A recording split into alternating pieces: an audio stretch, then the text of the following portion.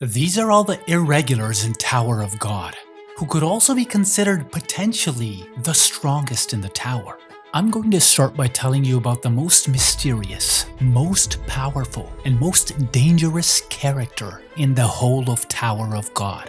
And here's the crazy part, we have no idea of what he even looks like. He was first mentioned way back in chapter 57. This guy is known as the strongest irregular ever in existence. His height, unknown. His age, unknown. Birthplace, unknown. But his position out of the 5 main ones, also unknown. He's so mysterious that his nickname is literally Riddle. No one knows when he showed up or how he disappeared. But the wildest part? He vanished after attacking the king of the tower, Zahar's palace. Yeah, you heard that right. He attacked the king. The ranking administration office didn't even want to give him the first place spot because of how little they knew about him.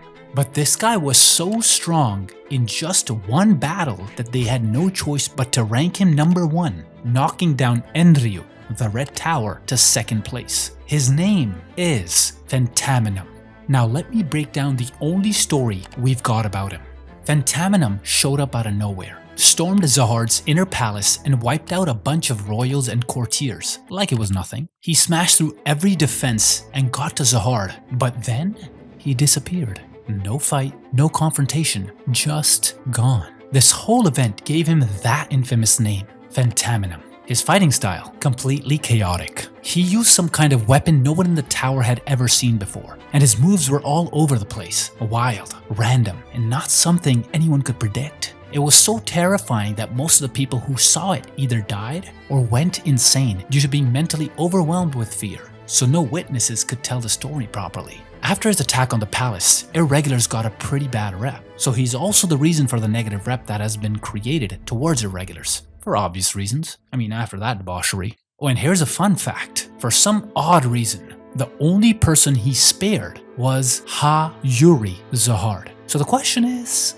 why did he spare her? Another mystery to add to the riddle, I guess. And her only response to all of this was, he was a messy one. Everything about Phantasminum ends with a riddle. But the nutty thing is, it even starts with a riddle.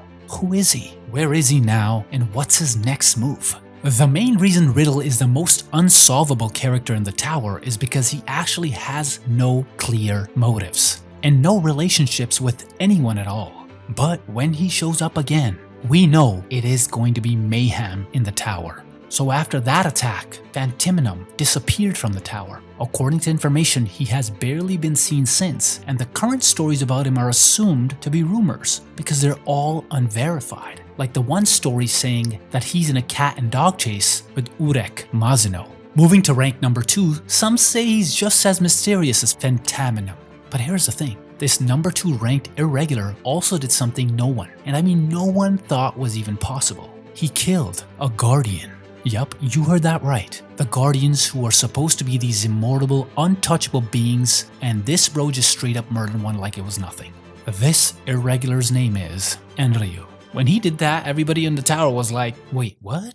Everyone realized that maybe the guardians weren't as invincible as they thought. So boom, just like that, Enryu becomes the number 1 ranker, earning the nickname, get this, Guardian Killer. How badass is that? So this guy is a total unknown variable. Like nobody really knows who he is. Something that is known about him is that he's a spear master throwing type, and that he's 184 centimeters tall. Damn, I'm almost there. I'm 182 centimeters at the doctor's. Now, was that with shoes or without? I forgot. Now here's where it gets even more interesting. Enryu and Phantasminum, 2 of the strongest guys in the tower, have never even met. Like ever. No fight, nothing. But the fandom is buzzing with theories on what would go down if they did throw hands. Who do you think would win? Oh, and you know what else? Enryu got another nickname, Red Tower. Why? Because every time this dude shows up, the Shinsu, the magical energy of the tower, turns completely red. Nobody knows why it happens, but it adds to his whole legendary vibe. Like imagine seeing the sky turn blood red, and you just know something insane is about to go down. Speaking of insane, look at his fighting style. Enryu fights by creating thousands of red spears made of Shinsu, and then sends them crashing down from the sky, like a deadly rainstorm. People call it red rain, but trust me, if you're on the receiving end, it's more like a nightmare. RIP. His control over Shinsu, next level. Even the Guardians don't have anything on him. He's basically breaking the rules of this tower with his powers. Everyone's just left wondering, how is this even possible? And so, where is Enryu now? Good question. Answer? Nobody knows. He just vanished. Rumor has it Edan, the mysterious, the creepy leader of the tower, is searching for him. Why? Well, that's another mystery to add to the list. When will he show up again? And what would happen if he finally faced off against Phantasminum?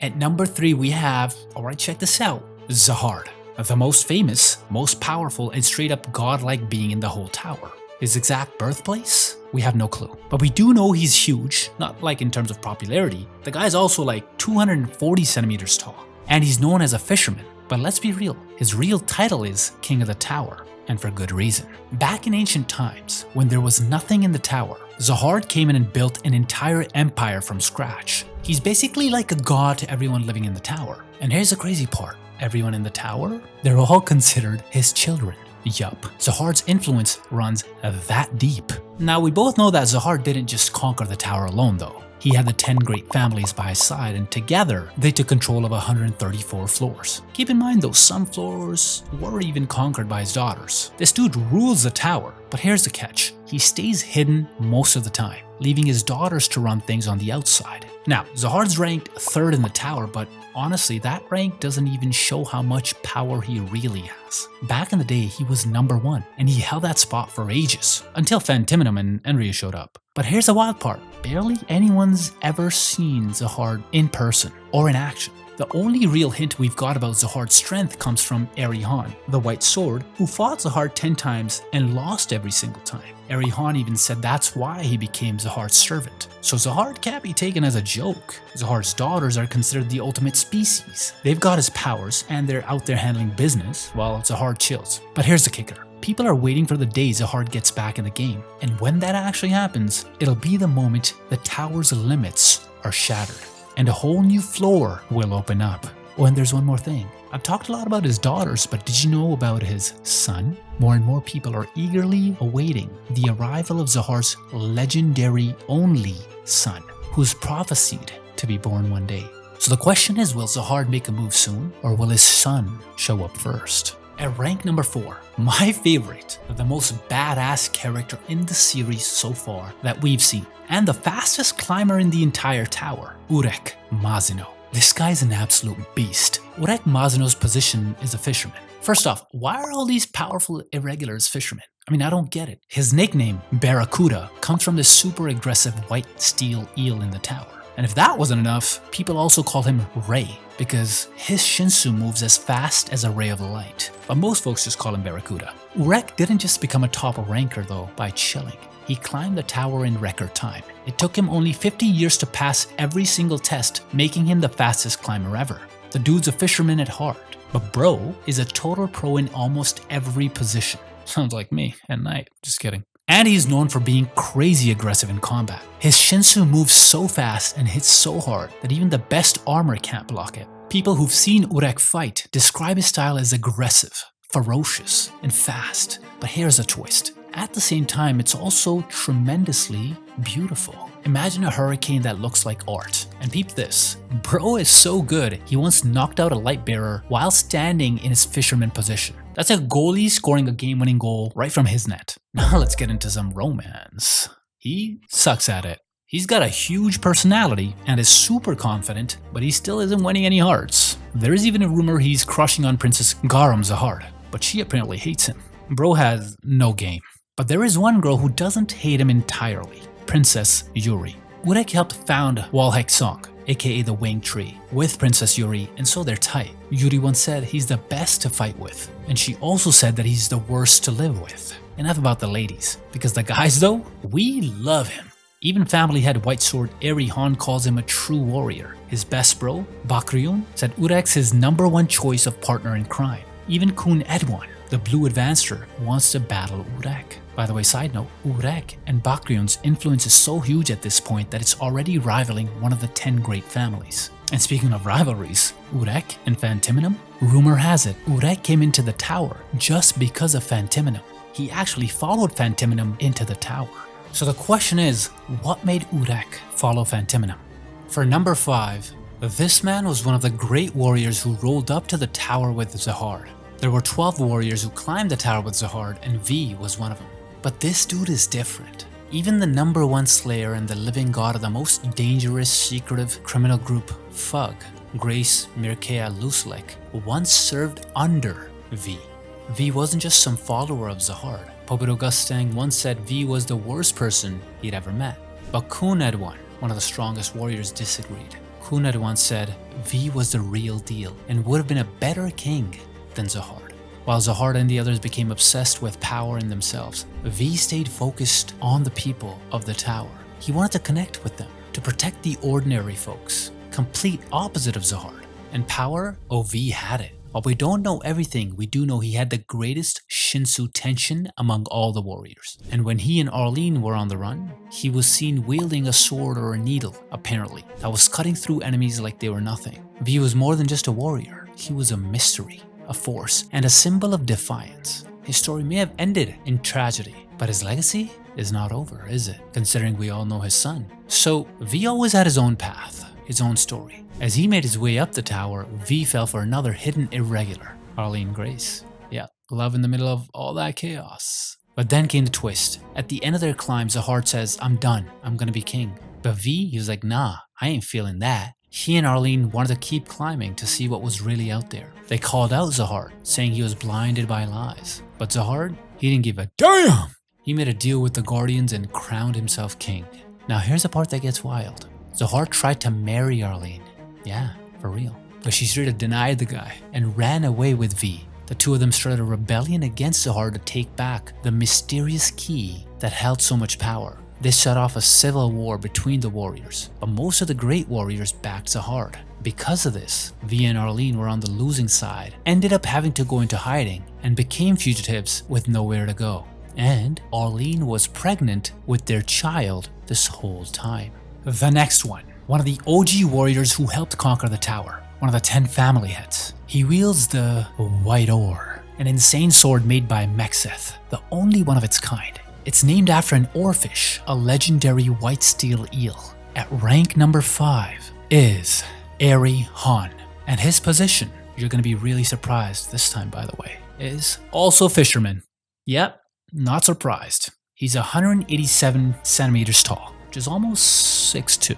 Now, Ari-Han isn't just all titles and cool weapons. He's a master swordsman. This guy's sword skills are on another level, even in the thick of Shinsu. And get this, he fought Urek Mazino. Yup, they fought. And guess who won? No one. It was a draw. Yeah, that's how strong this guy is. But Ari-Han, being the humble dude he is, said Urek's actually better. I mean, come on. How much more respect do you want, bro? Now, known to be super chill and elegant even in the heat of battle, he's all about keeping his cool, and after his fight with Urek, he hasn't fought anyone else since. When you've battled the best, I guess it's like, forget the rest. And don't forget, he's got the White Oar, the only S+ grade weapon in the tower. Warriors talk about it like it's some mythical beast, saying it cuts through anything like oarfish swimming through water. Mexeth made this one legendary weapon and never crafted another. Yeah, it's that special. Now, Ari-Han runs things from the 100th floor, where his territory is the biggest out of all the 10 families. He's famous for giving out these crazy hard tests to regulars. The rewards, they're epic as well. But the difficulty level is off the charts, so most people don't even try. The last person to pass one of these insane tests was his own daughter, Ari Hagifarion Zahar. What was her reward? We don't know for sure, but rumors say it was something super personal and also even kind of childish. Mysterious. More like, tell me what it is. Oh, and Urek Mazno passed the test too, right? And that's when he and Ari-Han had their legendary fight. What was his task? Survive 10 minutes against Ari-Han's attacks. And Urek, he didn't just survive, he fought evenly with him the whole time. As a reward, Ari-Han gave Urek control over an entire floor. Urek took the 77th floor and later passed it on to Bakrion, who turned it into the base for Walhek's song. I wonder who will be the next person to pass his test on the 100th floor. Okay, number 7. He's a spear master, but he's also got power that goes way beyond just throwing a spear, because he's also a fisherman position. That's a first, isn't it? He is someone who's not just feared, but respected at the highest levels. And to top it off, he's a whole vibe. Because the ladies love him. One of the heads of the 10 families, father of Kun Agero Agnes, we have Kun Edwan. He stands at 227 centimeters. Okay, seems like some guys are just giants here. By the way, that's like 7 feet and 5 inches. I'm glad he's not on Hinge because I would get no matches. So it's not just his power that makes him stand out. This man, he's got a reputation for being a total savage in more ways than one. He's wild. He actually has one more sobriquet. Some, they call him Marlin, like the massive fish. And here's where things get spicy. His Shinsu, it's not just fast, it's electric. So that's why they also call him Blue Advance. The bro controls Shinsu so fast and with so much electric power, they wanted his sobriquet to be the electric eel because of his properties. But get this, Edwan wasn't having it. He straight up threatened to kill anyone who called him an eel. So they said, Marlin it is. Now here comes his wild side. He's got the most wives out of all the family heads, and a ton of kids as proof, just in case, we didn't believe him. But here's where it starts to get crazy. His family has this yearly battle royale, where his kids, when they hit 10 years old, have to fight each other, and only the winners get recognized as his kids. And if they lose, they get nothing. No crest, no recognition, they get straight up abandoned. Brutal. And Edwan, he barely even cares about the whole thing apparently. Dad of the year for sure. And let's not forget about his daughter, Kun Meschani Zahar, and she's got one of the legendary 13-month series weapons, the Yellow May. Now here's where it gets even crazier. Edwan is famous for putting regulars through the special test with this insane condition. If you can fight me and win, I'll give you everything the family has. No one has ever survived. Not a single person. So the question is, will our Kun actually take on Kun Edwan and survive, more importantly? And number 8, we have the leader of the Ha family, one of the 10 great families. And oh, here's a crazy fact. She's Yuri Jihad's grandma. But don't get it twisted, she doesn't look much older than Yuri herself. Yeah, she's still got that gap. So Ha Uren is 190 centimeters tall. That's like 6'3". She's literally towering over me. And get this, she's a fisherman and a scout. Now, apparently, she's got this bold, fearless vibe. Out of the 10 great warriors, she's always the one to jump straight into battle, no hesitation. In fact, she's got this intense fighting style that's both smart and super aggressive. But here's something spicy. She had twins with another great clan leader, Ari Han, not to be confused with Ari Han. But get this, they never got married. And even though she's had a few other relationships, she didn't have any more kids after that. Weird, right? Now apparently this is common that even though the great clans are crazy old, that they don't have a lot of kids to show for it. Because of that, the Ha family doesn't have many branches. The main family is all about Uren's 2 sons. But those two, they're always beefing. They're constantly fighting over who gets to take over the clan. And here's the kicker, Uren could not give a damn.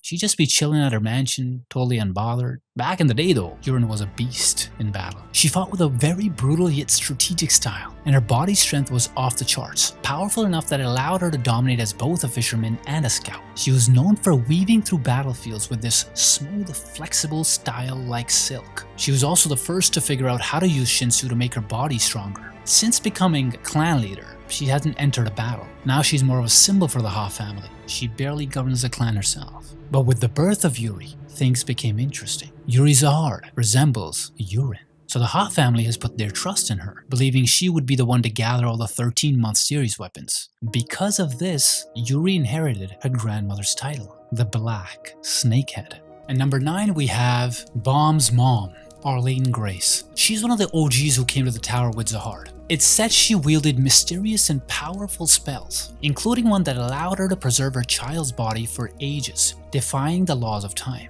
Her mastery didn't stop there. She was also deeply skilled in manipulating spirits, proven by her possession of the legendary Bell of Dawn, a tool known to control the very essence of souls. But hold on, her story isn't like the others. This one's got drama, tragedy, and a whole lot of vengeance. So, let's start where we left off. Arlene and V fought Hazar to take back the mysterious key. So after they lost, they went into hiding as fugitives. But things only got worse. Arlene had a child with V, and Zahar lost it. He was already bitter and like a sourpuss about it, right? Because Arlene rejected him, but now he was furious. So what did he do? He hunted them down and killed their child right in front of Arlene. It's crazy, right? That's when everything spiraled. Arlene, heartbroken, devastated, tried to end her life over and over again. But because of that immortality contract, she couldn't die. She was stuck in her nightmare, forced to live with her pain. And V, he couldn't take it anymore. Watching his wife suffer broke him. He didn't have the immortality contract like the others, so he made the ultimate sacrifice. He took his own life, hoping that by doing so, Arlene could move on, maybe even go back to their old friends and find some peace. But Arlene, she wasn't just about to forget everything. V's death only fueled her further. Her hatred, she held on to their child's body, using some kind of mysterious spell to preserve it. For years she wandered the tower, searching for a way to bring her baby back. And guess what? She found one. Arlene turned to the god outside the tower. Yes, you heard that right. There's a god on the outside. She offered her child, hoping the god would bring her baby back to life, and the god did. And she didn't stop there. She prophesied that her child would return to the tower, wield the thorn, a weapon left behind the god's messenger, and take revenge on those who caused her all her pain, starting with Zahar. And not just that, her child would lead the people of the tower to even greater heights. Now, what happened to Arlene after all of this? That is still a mystery. But what we do know is she set the stage for something big. That prophecy, it's got everyone in the tower on edge, and her story is obviously far from over. And number 10, his sobriquet is the Lonely Wave. Makes a lot of sense. And thank God he's just 6 feet. Alright, let's talk about Poito Gustang. He's also the most famous wave controller and writer in the tower. If anyone knows the secrets of the tower, it's him. Well, except for the unconventional within the blacksmiths. Those guys are kinda on their own level of crazy, right? This man is so strong that during the attack on Lopobia mothership, he destroyed dozens of the Lopobia family battleships by himself. This is a true testament to his extraordinary strength. He only withdrew because he realized his goal had been achieved all along. Poito Gustang isn't just brains, he's got the riz, with those sleek glasses that help him see the flow of Shinsu and that elegant brown hair. But here's the thing. His quiet, mysterious vibe makes him hard to approach. And that's exactly why people can't stop crushing on him even more. Eurasia Blossom once said about his looks, yeah, he's like an elegant, ancient book that kind of makes you yawn after reading. Who is she? She's only the 5th strongest of the great warriors and ranked as the 13th top ranker. Eurasia is an incredibly skilled and powerful fighter. In fact, she's known to have the best talent for controlling Shinsu among all the great warriors. Oh, and she's also Poito's ex-wife. And here's some spicy gossip for you. Gustang was both Blossom's biggest fan and her biggest hater. There are all sorts of rumors about the two of them, though most of them are fake. But there's actually one real secret about them, hidden away in a document held by the sealed princess and Jihad. After splitting with Blossom though, he started acting brand new. Suddenly he started hanging out with different women, but his close followers say he was just acting up because he just missed Blossom, apparently. Turning from a nice guy to bad boy only made him more desirable. People liked him more and his popularity skyrocketed. Now, Gustang's clan is all about smarts. The guys in his family work in this group called the Research Association. This is also an exclusive and powerful group. If you cannot make it as a member, you're kicked out of the clan. The ones who make it though, they're practically as famous as the chosen children of Kun. Gustang and the blacksmiths have a pretty close relationship, especially with Mesketh, the great father of blacksmithing. They hang out and share stories like old pals. Because of that, there's this rumor floating around that Gustang knows how to leave the tower. When Urek Mazino heard about it, he went to ask Gustang for the way out. But guess what? He left with a massive headache, saying it'd be easier to dig my way out of the tower with a spoon than to learn anything from that guy. Besides Shinsu and the tower, Gustang's got this big interest in studying the guide position. But get this, it's a total taboo topic in his research association. This is a guess, but they think that he's just too proud to let anyone else study his favorite research subject. At number 11 stands Traum Ray, but in reality it is estimated that Traum Ray and Poito are on similar levels. This guy's an insanely powerful high ranker, on a level that the regular tower residents can't even come close to. But how he stacks up against the other great warriors, still a mystery. What's clear though is that his power completely dwarfs the full military strength of one of the 10 great families. He could wipe them out single-handedly if he wanted to. He effortlessly wiped out several divisions of the Poito family's army, leaving them almost powerless to defend against him and his beasts. And in his fight against Nenea, Traum Ray's strength went beyond even an ancient. One of his creatures alone was strong enough to crush Akranak, and Traum Ray took down its host with ease. Separate from his aloof attitude, right? Traum is exceptionally sharp, guys, and he's cunning. Like, he's even set to surpass Gustang in strategy, being the best at playing chess. Traum himself claims he's always analyzing information, adjusting his plans on the fly to turn any situation into his favor, no matter how gruesome, unexpected, or disruptive the obstacles might be. When he went up against, our brilliant Kun Agero Agnes, Traum easily outwitted him. Agero tried to deceive him by offering to handle the traitor and stop Poito intruders, but Traum saw right through it. He even played along with Agero's chess challenge, only to crush him effortlessly. Traum made strange, seemingly weak moves that only later suddenly revealed his genius, turning the match in his favor in no time. He even mocked Agero for being a disappointing opponent. And we all know how smart Kun is. Come on, he's one of my favorite characters. Though Traum prefers using anima powers, he's just as dangerous with Shinsu manipulation when he chooses to use it. He can form a green Shinsu spear with his bare hands, create barriers, and even warp through space instantly. We saw his telekinetic abilities, like suspending Nennea's corpse in midair, and he has fired devastating blasts of green Shinsu, powerful enough to kill an ancient giant in one hit. And Traum also has this unique thin sheet Shinsu ability, appearing as a flat green sheet or film, and it's deadly. Like Gustang himself admitted that his Shinsu could cut through anything, even instantly killing someone as powerful as him on contact. And let's not forget about his healing powers. Traum can heal anyone's injuries in an instant, just like Gustang.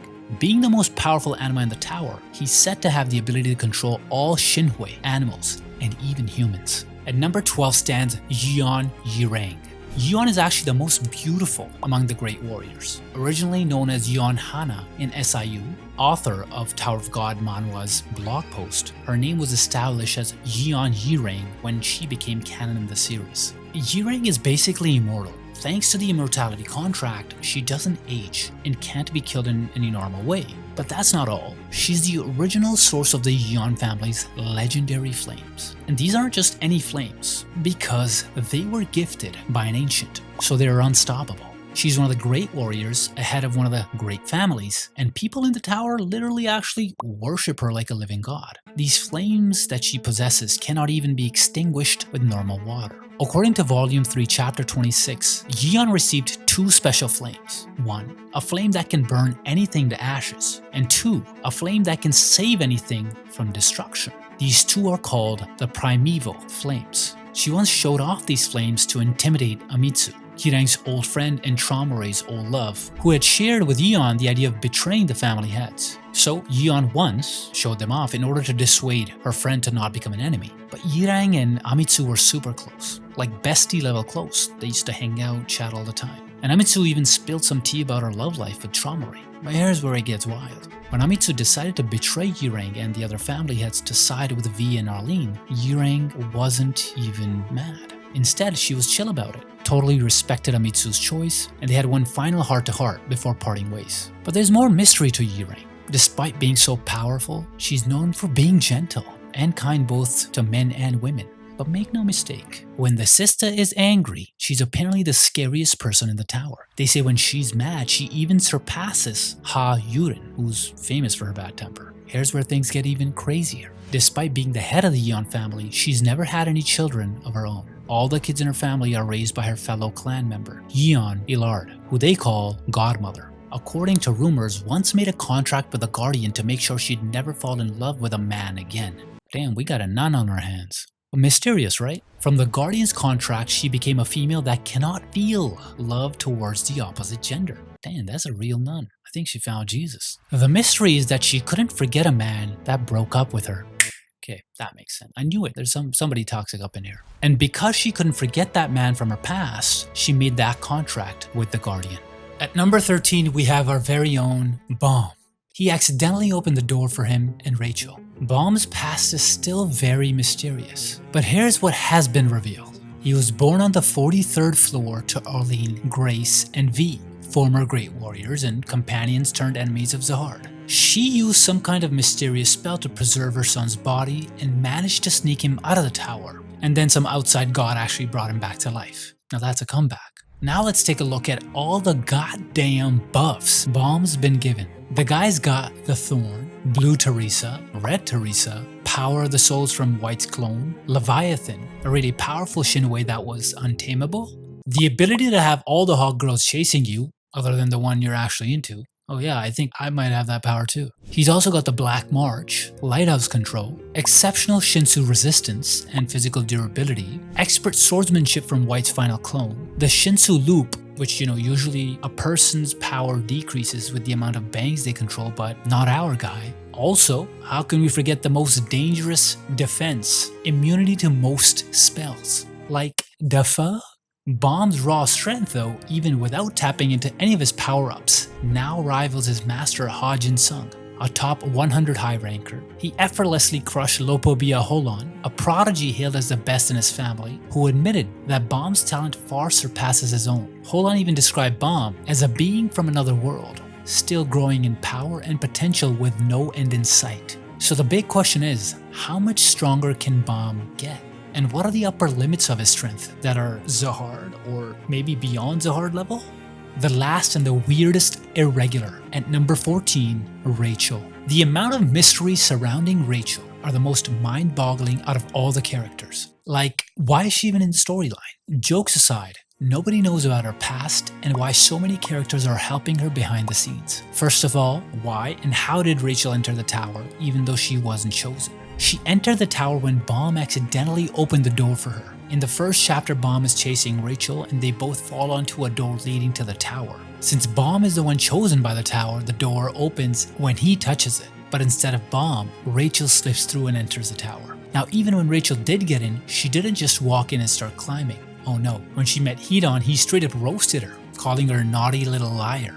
But she begged for a chance and Edan threw her into this crazy ball test. She refused to take it though, because she was scared to take the test. So she got locked away instead and was allowed to watch Bomb as he took the test. And yup, Bomb passed the test. She refused. When Bomb smashed the test and disappeared with the Black March, Rachel started, crying and blaming things around, saying, "Why him, not me?" Here's where it gets super interesting though. Edan gives Rachel this wild offer, but I'm not sure if it's actually out of pity. The offer is, if she helps Edan, he'll make her the heroine of the story. And she obviously agrees considering how thirsty she is. But why did Edan, the creepy guardian, do this? It seems that Edan is using Rachel to shake things up in the tower by manipulating Bomb. Edan then gave Rachel Akryang as a guard and sent her up the tower. It turns out Yu Han-sung, the test director of the second floor, was secretly working with Edan the whole time to help Rachel climb the tower. Yu Han-sung later introduced Hwa-ryun to Rachel as her guide. Together they manipulated the other regulars, making them feel like they had to help Rachel continue her journey up the tower. I'm still curious about Yu Han-sung's motives, like why? He even helped Bomb when he was pushed down by Rachel. But all in all, I still do not understand why Rachel betrayed Bomb. And how does Rachel somehow possess so much information about the tower? Rachel seems to know a lot more than Bomb or even Urek about the bigger picture in the tower. After Edan from that day gave her a special mission, she's been using extra knowledge to outsmart plenty of regulars along the way. In terms of her power, something we cannot ignore though is that she was one of the top 2 picks for Lightbearer in the position test, right alongside the genius Kun Agero Agnes. Recently, she's proven she can control at least 3 lighthouses, showing just how capable she really might be under the radar.